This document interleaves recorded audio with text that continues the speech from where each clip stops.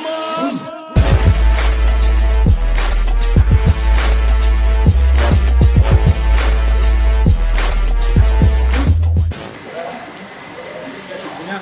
warahmatullahi wabarakatuh.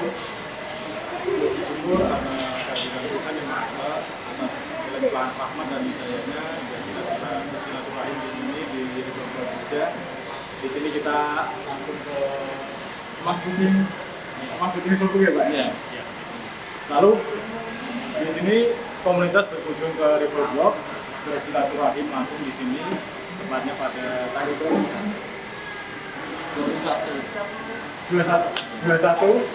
Februari 2001. Lalu untuk selanjutnya materi akan dibawakan rekan-rekan saya di belakang. Sebelumnya perkenalkan dulu, saya Sundoro. Kebetulan di sini saya pendiri komunitas RCB itu sendiri, dan di sini dipercaya sama banyak teman untuk menjadi ketua. Monggo Pak, perkenalan. Nama saya Nurul Hidayah, salah satu anggota dari RCB yang menjadi sebagai wakil ketua RCB. Assalamualaikum warahmatullahi wabarakatuh. Saya Awan Bintang. Di sini saya menjabat sebagai tim Satgas. Ya, sebelumnya ini buat Mbak Nurul sama Mas Wahyu sudah menyiapkan pertanyaan buat wawancara rekannya di sana. Sebelumnya di sini kan kita komunitas dari SARCB, singkatan dari Share and Rescue Gereja, bersilaturahim di tempatnya Riverboat, tepatnya di wisata rumah kucingnya di sini. Lalu selanjutnya saya serahkan kepada rekan saya di sini yang saya amanatkan buat wawancarai rekan-rekan Riverboat.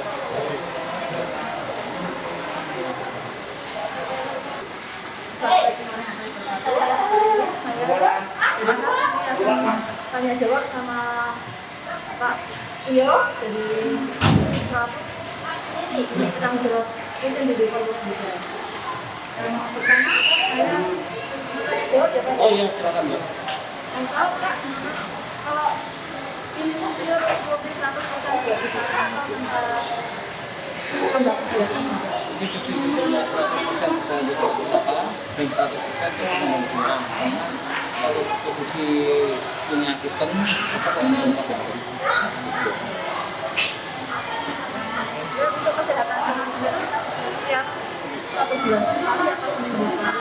Hampir tiap bulan sekali itu Mbak kita ceknya semua Mbak, dari telinganya, dari matanya. Kalau prakteknya kan kena demam atau apa kan pasti kita langsung kasih vitamin tambahan.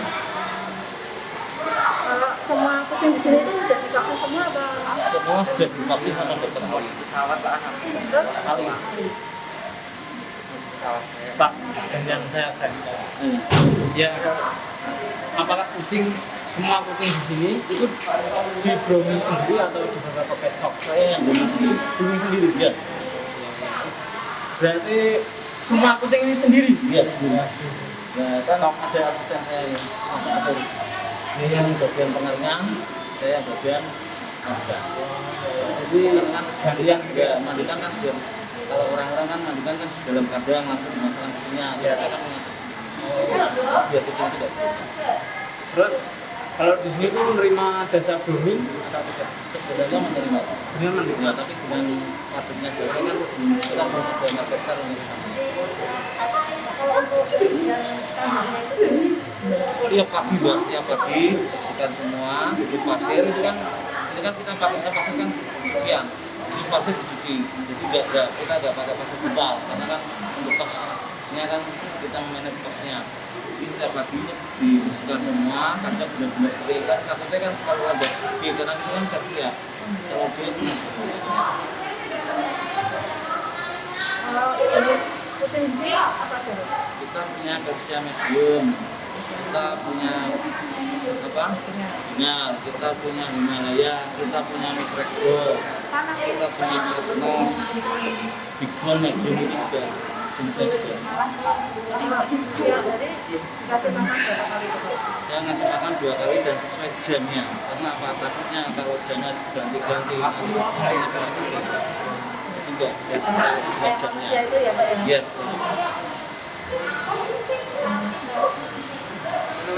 Terus kan dengar-dengar itu di sini tuh ada beberapa kucing yang aktif ya.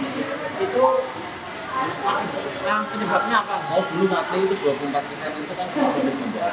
Oh, iya. Kan gajah gendang posisi kan ikan saya kan tak taruh di dalam kandang, bukan di dalam tempat show kayak gini. Karena di dalam kandang, karena ini kan punya sendiri itu tempat kawin. Setelah dia melahirkan, kita kan lihatnya kan tanggal terakhir dia kawin itu masih saling kali, jadi 2 bulan itu kita harus memisahkan di dalam. Ya, posisi itu gendang datang jam 8 malam ya, di dalam itu ada hitam 24 ya, yang apa yang selamat cuma itu aja.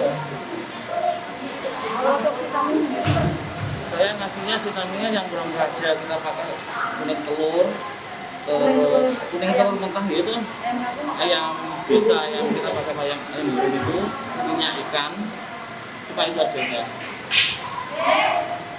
Jadi kalau kebersihan kandang sendiri ya itu setiap hari dibersihin atau mungkin beberapa hari? Setiap pagi karena setiap pagi itu tempat show. Oh, Kita banyak pengunjung yang melihat. Jadi kalau kita keadaan kotor kan kita enak ya sama pengunjung berkumpul. Di sini menerima jasa penitipan kucing atau enggak? Rencananya kedepannya akan menerima, di sini juga menerima jasa pacak. Ya untuk mengawinkan. Kalau misal rescue kucing itu bisa dibawa ke sini atau? Bisa nanti akan saya bantu. Kita sudah komunikasi sama ownernya. Nanti kedepannya juga kita akan membantu untuk setelah. Jadi untuk mengatasi kucing sekali dia pertama kan kalau kucing setelah kan rata-rata kan kena radiasi. Ini nanti kita bisa sendiri juga dengan dokter karena dokter itu kan biayanya Kebanyakan mas kendala itu pasti kalau iya. Kucing di sini itu umurnya tahun berapa? 1,5 tahun semua. yang muda semua Masih muda. Dan proper sekitar sekalian berapa?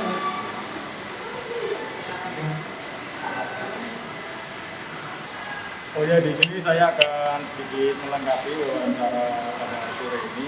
Sesi ini saya ambil. Tidak usah panjang lebar, saya langsung ke narasumbernya aja. Oh ya Pak, menyinggung soal aksi kepedulian terhadap kucing, khususnya kucing tak bertuan di sana.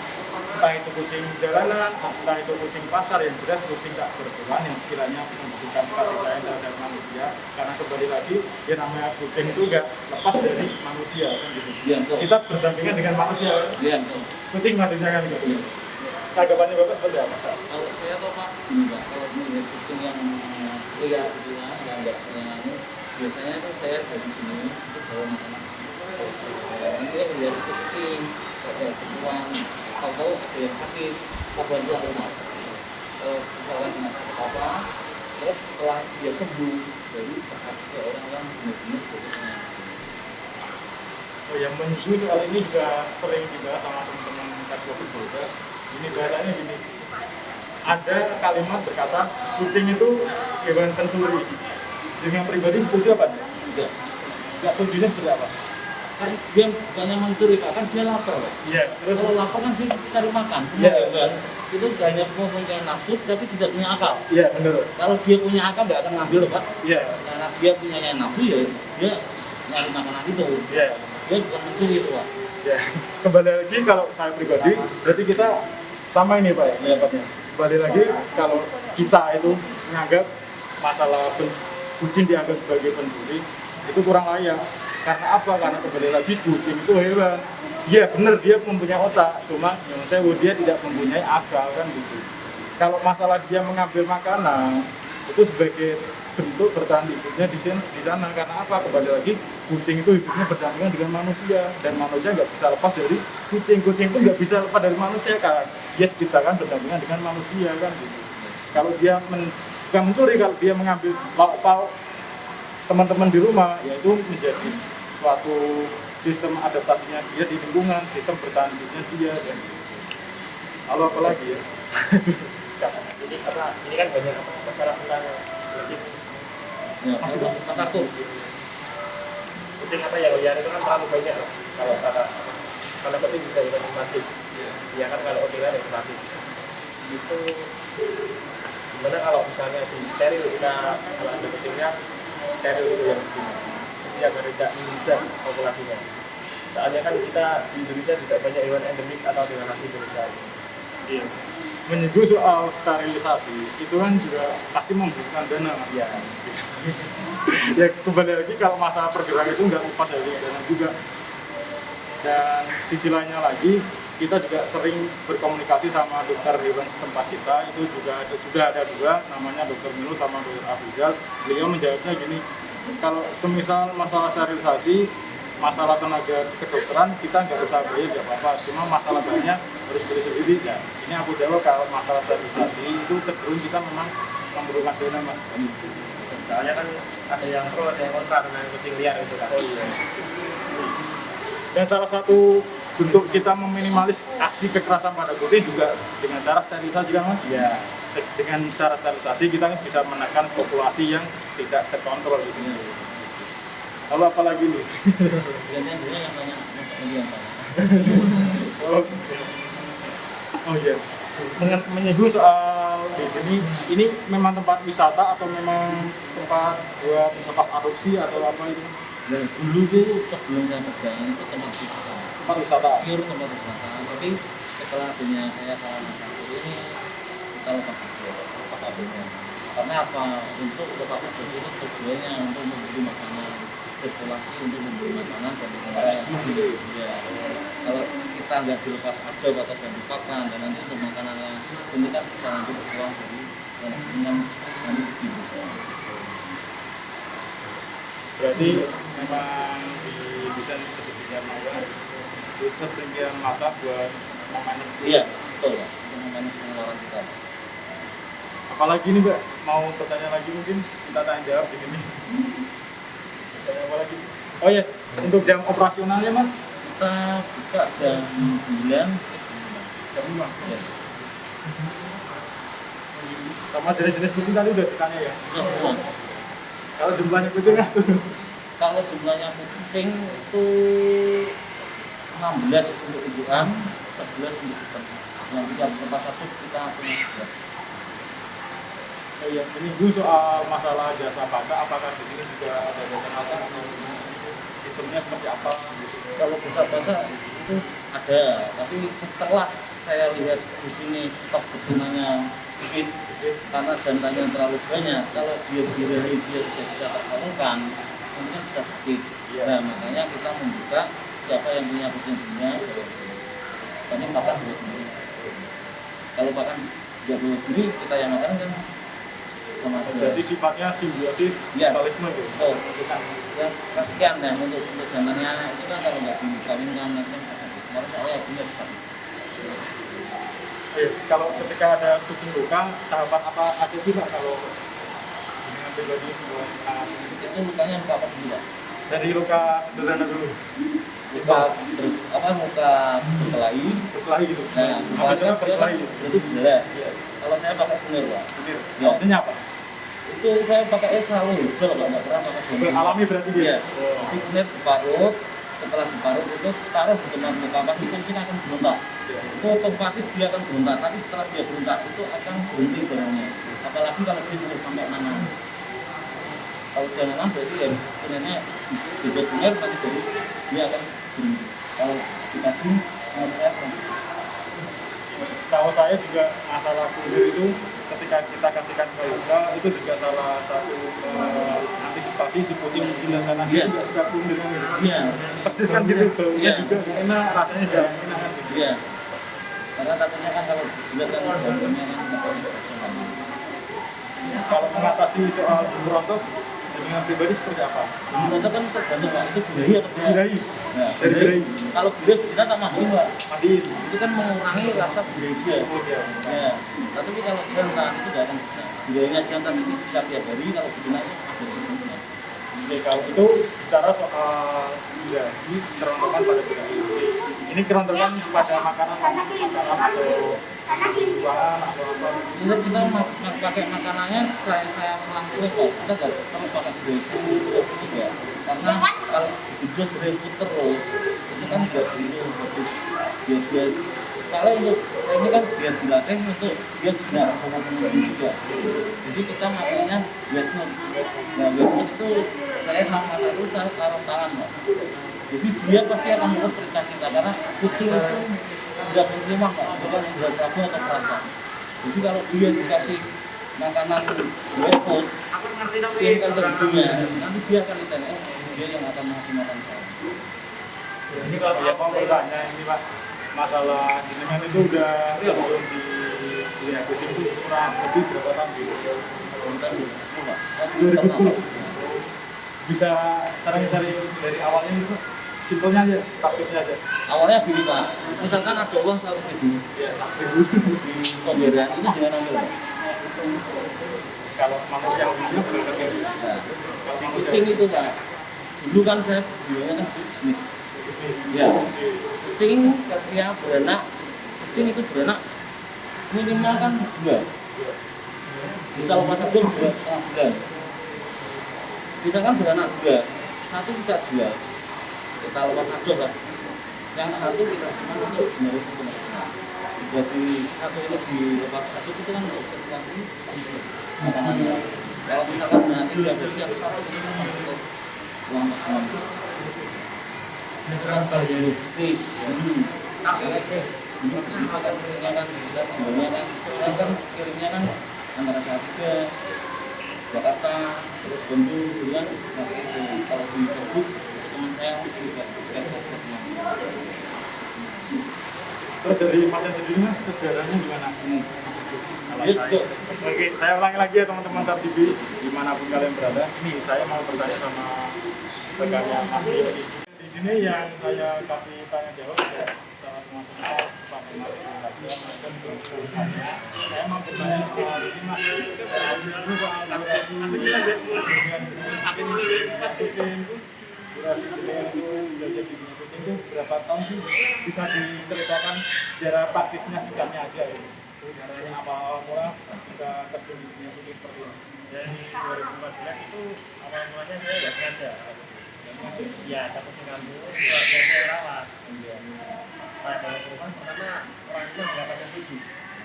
Karena pada nggak setuju. Tapi lama-lama kan walaupun itu kucing nggak apa, karena nggak di kandang. Kan bisa kasih makan cuma terus. Akhirnya orang tua suka. Terus lama-lama mau ngadop, tapi ngadopnya itu nggak sia. Ya kucing kampung juga. Di rumah juga ada itu kucing kampung semua. Saya malah nggak pernah sampai bagian. Nggak main pas.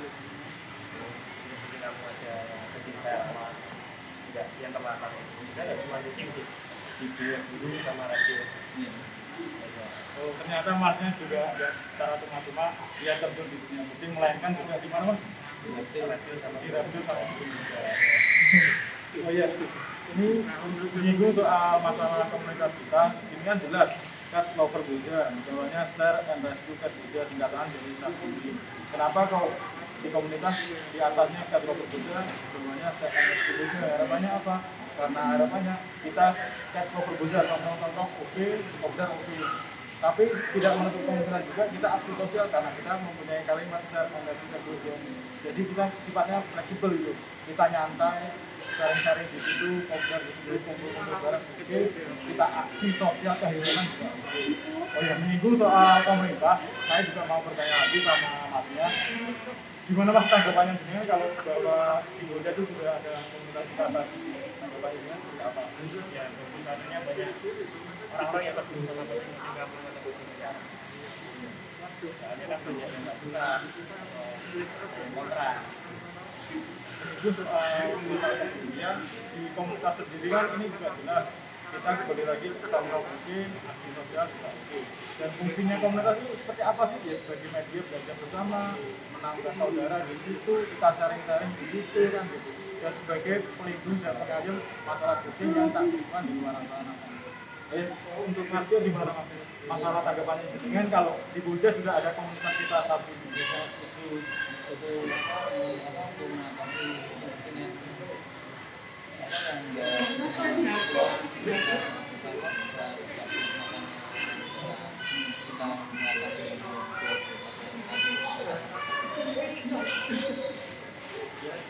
ya sekian dulu dari kami di Pak ini sama Mas ini kami dari SARSUBI, Share and Rescue Boja, kunjungan dari Polri dan tepatnya di mana juga namanya Kadibolo ya. Kadibolo ini omah kucing di Perbubucan ya.